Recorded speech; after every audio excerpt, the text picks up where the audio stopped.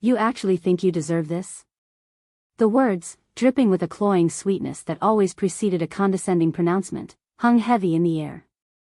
My mother, perched on the edge of the worn armchair in my cluttered living room, her pearls gleaming even in the dim afternoon light, wasn't asking a question. She was stating a fact, a judgment delivered from her self-appointed throne. My life was a carefully constructed tapestry of quiet routines and determined self-sufficiency. I worked a steady, if unglamorous, job. My apartment, though small, was a sanctuary, filled with books and the comforting scent of brewing coffee. My family, however, saw it differently. They saw a woman who hadn't achieved enough, a perpetual disappointment in their grander schemes. My older sister, Sarah, effortlessly married into wealth, her life a series of extravagant holidays and designer labels. My brother, Mark, a budding entrepreneur, always had some grand venture in the works, perpetually on the cusp of something huge that never quite materialized but always demanded their parents' financial backing. And then there was me, the quiet one, the one who had always been content with less, or so they thought. This she referred to was the beach house. A small, salt-battered cottage on a stretch of coast I hadn't visited in years. It had belonged to my paternal grandmother, a woman of quiet strength and a deep, abiding love for the sea. When she passed, the house, deemed too old, too far out, and frankly, a money pit, had been shuffled off to me. My father, a man of few words but whose opinions my mother amplified tenfold, had merely shrugged. "Take it, it's yours. Just don't expect any help with it." It was their way of disposing of something inconvenient, a relic they didn't want the burden of, and an easy way to feel magnanimous while simultaneously highlighting my perceived lack of ambition. They envisioned me selling it immediately, pocketing a meager sum, and returning to the fold with a slightly larger bank account, but still, in their eyes, a failure. The truth was, the house held a different kind of value for me. It was a place of peace, a connection to a woman I adored, and, as it turned out, a secret I'd meticulously guarded. I remembered the summer after college. I'd been adrift, unsure of my path, and the family, sensing an opportunity, had descended. My mother, her eyes always scanning for potential leverage, had cornered me. "Darling, you're not exactly setting the world on fire. You need to think about your future. Sarah's already engaged to that lovely lawyer, and Mark's talking about opening a chain of artisanal pickle shops. What are your plans?" I mumbled something about needing time. She'd sighed, a performance honed over decades. "Well, your grandmother left you that little place down at the shore. It's probably falling apart, but perhaps you could rent it out for a bit? A little income would do wonders for your prospects." She'd smiled, but her eyes had held a triumphant glint. It was a classic maneuver, offer a seemingly benevolent gesture that actually served to highlight my perceived deficiencies and tie me to something they considered worthless. Then there was the time my brother, flush with his latest, brilliant idea, investing in a company that manufactured self-stirring coffee mugs, needed a quick infusion of cash. He'd called me, his voice a frantic whisper. "Hey, sis. You know that beach house, right? I need about 10 grand, just for a few weeks. I can get it from you, can't I? You're not doing anything with it. I'll pay you back, double." I'd said no. He'd escalated, my mother's voice suddenly on the line, a chorus of disapproval. "He needs it, darling. It's family. You have that little house, it's not like it's earning you anything. Just a small loan." The pressure had been immense, the guilt-tripping relentless. I'd held firm, a small victory that felt monumental in its isolation. They saw my resistance not as self-preservation, but as selfishness. The storm arrived unannounced, a brutal, howling beast that ripped through the coast with a ferocity I hadn't witnessed in years. I was visiting the house, seeking solace from the relentless hum of city life, when it hit. The wind screamed, the rain hammered against the windows like handfuls of gravel, and the ocean, usually a soothing presence, transformed into a terrifying, churning maw. I'd spent 2 days huddled inside, listening to the house groan and creak, praying it would hold. When the storm finally abated, leaving behind a scene of devastation, I walked outside, my heart sinking. The dunes had shifted, trees were uprooted, and the beach itself was a scarred landscape.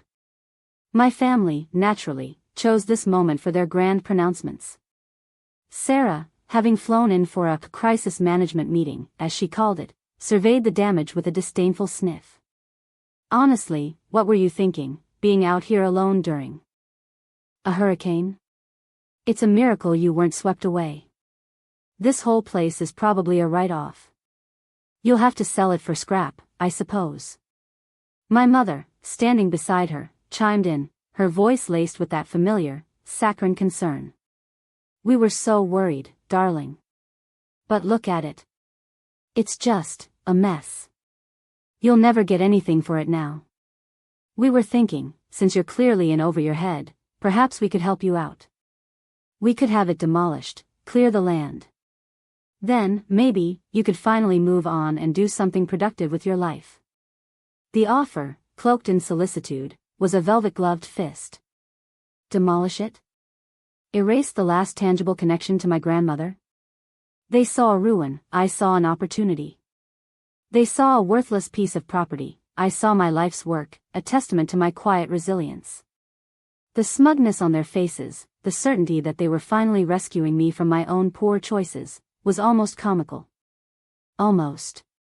In that moment, something shifted. The years of quiet endurance, the swallowed insults, the patronizing lectures, they coalesced into a single, cold resolve. I looked at their faces, etched with self-importance and the expectation of my grateful acceptance, and I felt a strange calm. The storm had indeed revealed something, not my fortune to them, but my own hidden strength to myself. I walked back into the house, the damp air clinging to my clothes. The damage was significant, but not insurmountable. My grandmother, a woman who believed in preparedness and meticulous record-keeping, had instilled in me a similar approach to life. I went to the dusty old desk in the study, the one with the faint scent of pipe tobacco that still lingered, and opened a drawer. Beneath a pile of faded photographs and forgotten letters, I found it. A small, leather-bound ledger, its pages brittle with age. My grandmother, bless her foresight, had been a surprisingly astute investor. Not in flashy stocks or volatile markets, but in something far more stable, far more enduring, land. Over the years, she'd quietly acquired small parcels of undeveloped coastal property, strategically located, patiently waiting for the right moment. The beach house was just one part of her portfolio, but the ledger detailed the entirety of her holdings, meticulously documented with deeds, surveys, and projections. She'd made me the sole beneficiary of her entire estate, a fact I'd kept private, not out of malice, but out of a deep-seated understanding of my family's avarice. They saw the dilapidated cottage, they didn't see the vast tracts of land my grandmother had painstakingly accumulated, land that, with the increasing development along the coast, was now worth a king's ransom. I spent the next few days not wallowing in the damage, but meticulously documenting the property myself, taking hundreds of photos, cross-referencing them with my grandmother's meticulous surveys. I then contacted a discreet, highly reputable land developer who specialized in coastal acquisitions. I didn't call my family. I didn't seek their approval. I simply acted. I met with the developer at the house, the salt spray still thick in the air, and presented my grandmother's ledger. His eyes, initially weary from surveying storm damage, widened with each page I turned. He saw not a wreck, but a goldmine. The contract was signed within a week. Not a sale of the beach house, but a complex acquisition agreement for the surrounding undeveloped parcels, with a clause that protected the existing structures on the property, including the cottage. The sum was staggering, a figure that would make my family's eyes water. I paid for the necessary repairs to the beach house with a fraction of it, enough to make it habitable again. The rest I began to strategically reinvest. The day the first wire transfer hit my account, I was sitting on the porch of the beach house, watching the waves. My phone buzzed incessantly. Texts from my mother, Sarah, and Mark. Where are you? We need to discuss the house. Did you get a quote for demolition yet? Mom says you're being difficult. I ignored them. A few days later, I received a certified letter. It was from my mother's lawyer. It stated, in no uncertain terms, that, upon further review of the property's condition and its current market value, and considering the significant repair costs involved, it would be in the best interests of all parties for the property to be conveyed to a more financially capable individual. Therefore, we propose a nominal sum of $10,000 for the property, to be paid upon transfer. I looked at the letter, then at the vast expanse of ocean stretching before me. I picked up my phone and typed a single response, addressed to my mother, Sarah, and Mark. Thank you for your generous offer, but I've decided to keep the property.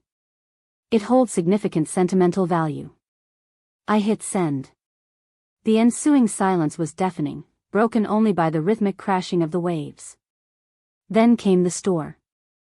Of texts. Accusations, demands, veiled threats. Sarah, ever the drama queen, called me a greedy, selfish monster. Mark accused me of holding out for more money and declared I was ruining the family. My mother, her voice a banshee wail over the phone, declared I was ungrateful and a disgrace. They launched their flying monkeys. My aunt called, her voice dripping with false sympathy, trying to extract information. My father, bless his passive soul, finally called, not to chasten me, but to ask, what is all this fuss about the beach house? He'd clearly been fed a heavily edited version of events. I answered each query with polite, measured responses. To my mother's lawyer, I sent a copy of my grandmother's ledger and the acquisition agreement, along with a simple note stating that the property was part of a larger portfolio being managed for long-term growth, and that no sale or demolition would be considered. The social fallout was immediate. My family, accustomed to their narratives of victimhood and my acquiescence, were blindsided. They couldn't comprehend how the worthless beach house had become the source of my newfound independence and their utter powerlessness. They'd tried to exploit what they perceived as my weakness, and in doing so, had revealed their own profound greed and lack of foresight. They were so busy looking at the dilapidated cottage, they'd missed the empire my grandmother had quietly built. The frantic calls and messages eventually dwindled into stunned, resentful silence. They couldn't comprehend my actions, my financial security, or my complete disinterest in their drama. The social consequences for them were subtle but profound. Whispers at family gatherings, sidelong glances at social events. The narrative had shifted, and they, the arbiters of familial standing, were now the ones being scrutinized, their entitlement and avarice laid bare. They had tried to shame me into compliance, and instead, they had exposed their own moral bankruptcy. I never saw my mother or siblings at the beach house again. They couldn't bear to be in the presence of their quiet failure, the house that had once represented their perceived victory over me, now a symbol of my quiet, unshakable power. The storm had indeed revealed my secret fortune, not in gold or jewels, but in the quiet understanding that true wealth lies not in what you possess, but in what you can withstand. And in the profound satisfaction of watching those who underestimated me finally face the consequences of their own blindness. The waves continued their ceaseless rhythm, a soothing balm to a soul that had finally found its peace.